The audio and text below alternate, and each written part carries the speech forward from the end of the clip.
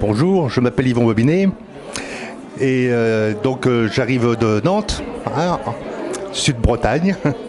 Voilà, donc je suis artiste photographe et comme j'aime à dire, metteur en scène d'espace stéréoscopique. Voilà. Lorsque j'étais étudiant aux Beaux-Arts, j'ai rencontré un de mes enseignants qui m'a fait voir une image comme ça en 3D et tout de suite je me suis dit ça c'est pour moi. Voilà, ça s'est fait le coup de foudre, dès le départ. Là, en l'occurrence, c'est une danseuse avec qui j'ai travaillé, qui s'appelle Leslie M. Frey-Smith, et qui est donc une danseuse professionnelle qui a été formée au Conservatoire de Nantes et à l'école Luncan de Londres.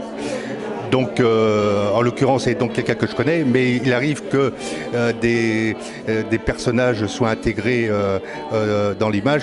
Ce sont des personnages parfaitement anonymes. Alors bon, je m'intéresse à différents thèmes.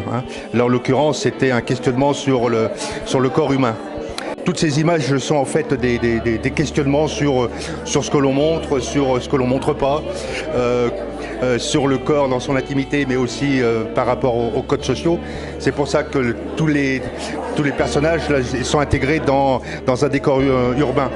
Et il y a une interaction entre la danseuse et puis le décor. Alors, soit par connivence, soit par contraste.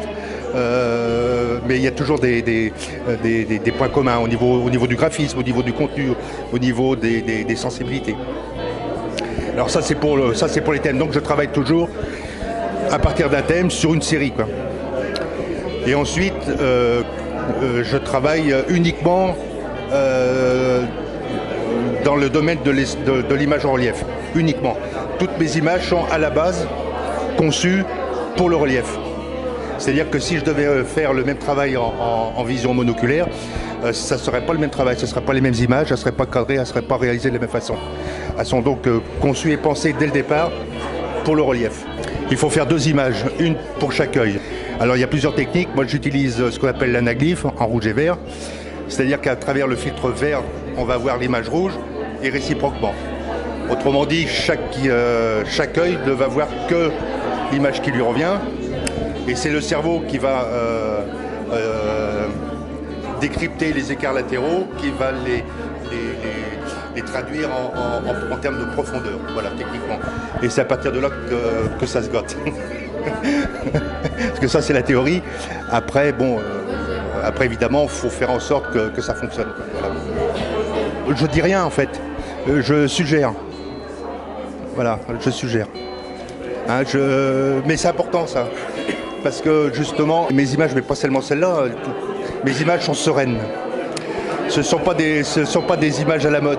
Ce ne sont pas il n'y a jamais de violence. Pas de violence formelle. Il peut y en avoir dans le contenu de l'idée, justement. Mais ce n'est pas des images, en tout cas, que je veux racoleuses. Donc c'est important aussi.